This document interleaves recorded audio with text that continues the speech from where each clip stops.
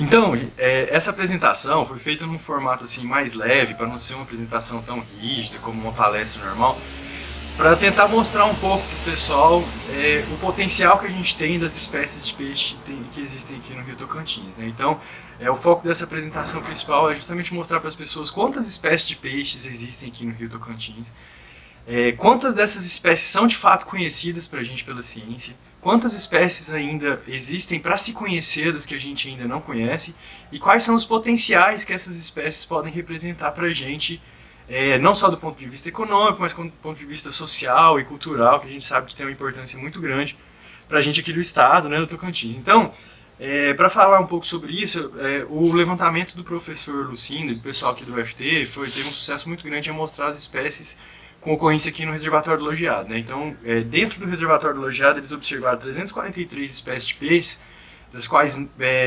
existem espécies de vários grupos, né? Entre os quais a gente lista comumente, para dar exemplo mesmo para o pessoal, foram amostradas 9 espécies diferentes de arraias aqui no reservatório do Lojeado, 23 espécies de piaus e mais de 70 espécies diferentes de piabas e lambaris apenas aqui no reservatório do Lojeado, né? Então, a gente sabe que na bacia tem muito mais espécies do que isso, mas é um pouco de contraste com o senso comum, que as pessoas normalmente acreditam que a gente tem uma diversidade de espécies bem menor, né? Então, por exemplo, números como esse de 23 espécies de piau, por exemplo, mesmo os pescadores mais antigos aqui do Tocantins não têm muita facilidade em ter registro de todas as espécies, né? Então, é o trabalho da ciência que a gente faz ao longo de muitos anos, analisando essas espécies e comparando elas principalmente em laboratório.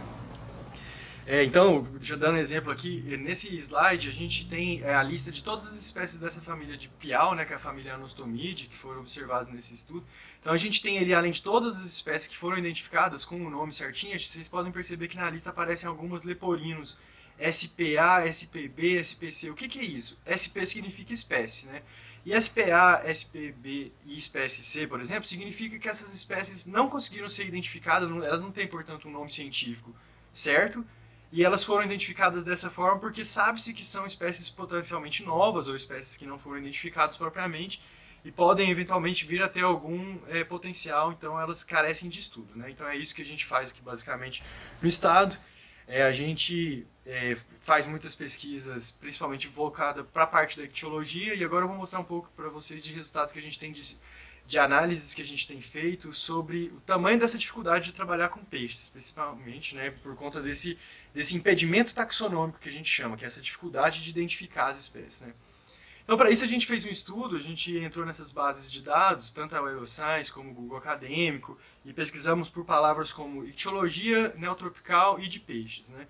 E a gente pegou todos os estudos científicos que foram realizados ao longo dos últimos anos, na verdade, desde 1980 e tantos, que são os primeiros inventários que foram feitos na Bacia do Araguaia e Tocantins, além de todas as outras bacias hidrográficas, para a gente comparar justamente e saber qual que é a dificuldade que essas listas têm em geral de identificar todas as espécies, né?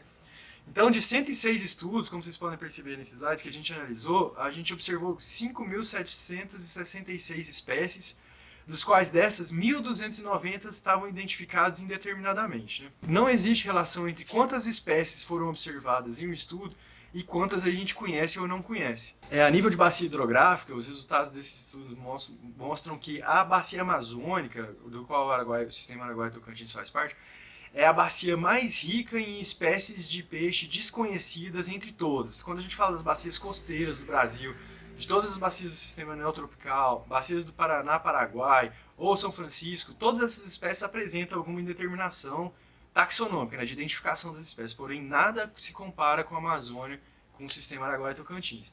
Então, esse resultado é muito interessante para a gente justamente saber, quando a gente está falando de peixes, de recursos pesquisas aqui do Tocantins, que a gente tem na Amazônia como um todo uma diversidade muito grande de espécies ainda por se conhecer, né? Em relação aos ambientes também, a maior parte que a gente percebeu nos nossos estudos, separando os estudos por ambientes, é que a maior parte dos estudos em que tem indeterminância taxonômica, elas foram realizadas em ambientes de riachos, né? Então, a maior parte dos inventários foram feitos ao longo, historicamente, em rios de maior ordem. Então, quando a gente tem riachos de primeira ordem e terceira ordem, em geral, esses rios são pouco amostrados e eles apresentam um maior desconhecimento, então, das espécies onde a gente observa. Então a gente percebe que essa família dos lambaris, das piabas, que é normalmente a família mais diversa de espécies de peixe na região neotropical, ela é também a família que tem a maior indeterminância, né? A segunda família ali que apareceu com maior indeterminância taxonômica é a família dos loricarídeos, que é a família dos cascudos, também é extremamente desconhecida.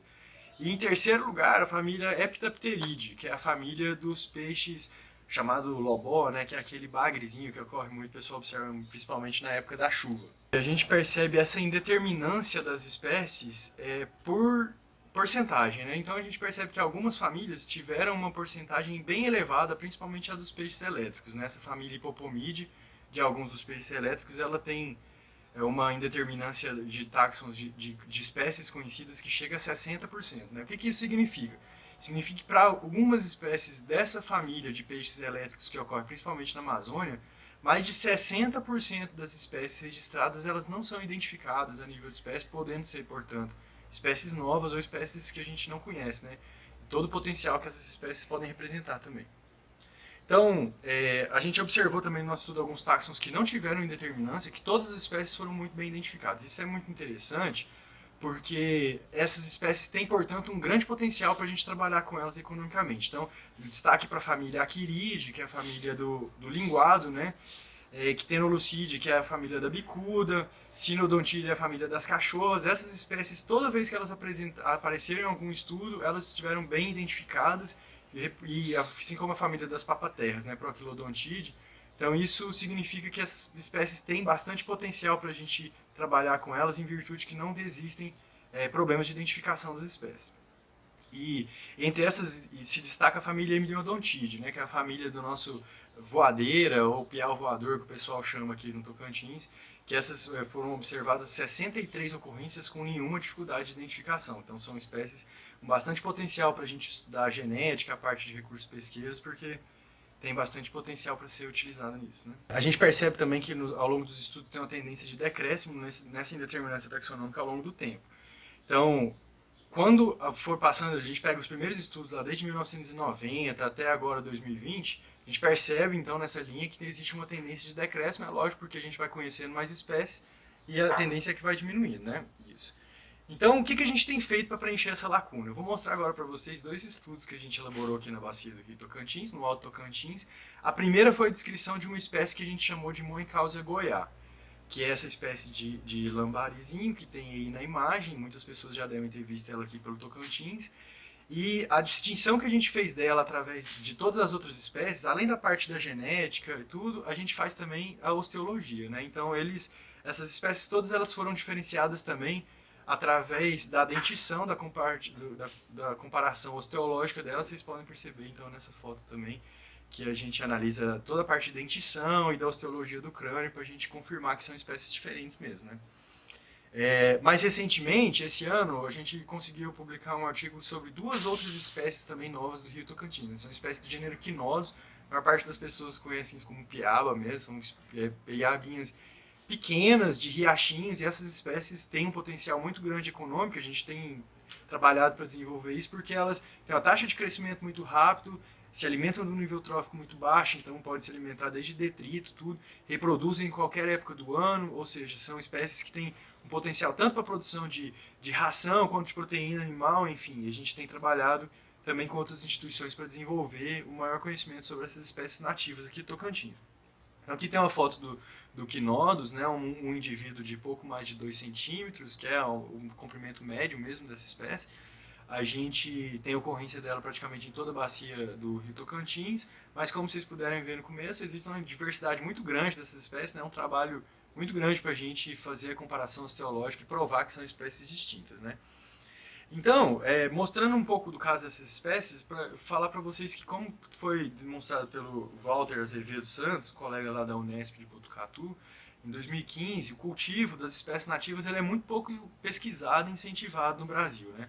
E alguns outros estudos, como eu mostro para vocês agora, a gente sabe que espécies de menor nível trófico e menor porte, elas apresentam um potencial elevado para a agricultura porque elas apresentam menor necessidade de insumos, né? Por tudo isso que eu já falei, a taxa de reprodução é maior, elas são espécies mais resistentes, então elas por consequência vão ter menor necessidade de insumos do que as espécies exóticas, né? Que a gente sabe que nas rações e frequentemente elas precisam de algum tipo de tratamento de saúde, né? Então, nos gêneros Astyanax e Deuterodon, que são os gêneros dos lambaris, lambari de escama larga, que o pessoal chama aqui no Alto Tocantins, eles podem, inclusive, ser considerados consumidos com ossos e vísceras, né, como frequentemente são consumidos aqui em Tocantins. Isso garante a essas espécies um elevado valor nutricional, tanto de minerais quanto de vitamina A, que são nutrientes que normalmente não são encontrados em peixes provenientes de aquicultura, né?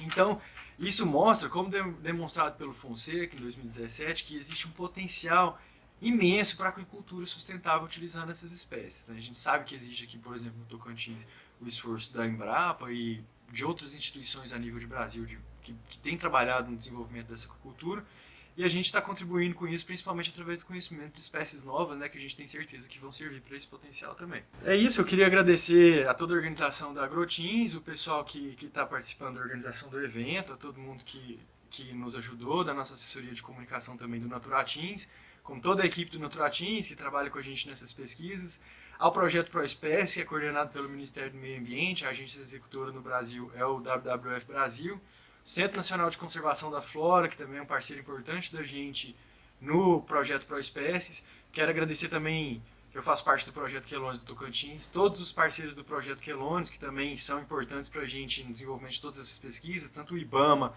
quanto o Batalhão da Polícia Militar Ambiental do Tocantins, a Universidade Federal do Tocantins e a Universidade Estadual do Tocantins.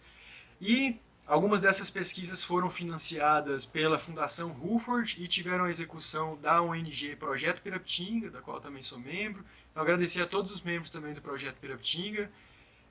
Eu deixo meus e-mails aqui no final dessa apresentação e para quem tiver interesse em compartilhar mais informações, só entrar em contato com o meu e-mail, esse oscar.junior@naturatins.to.gov.br.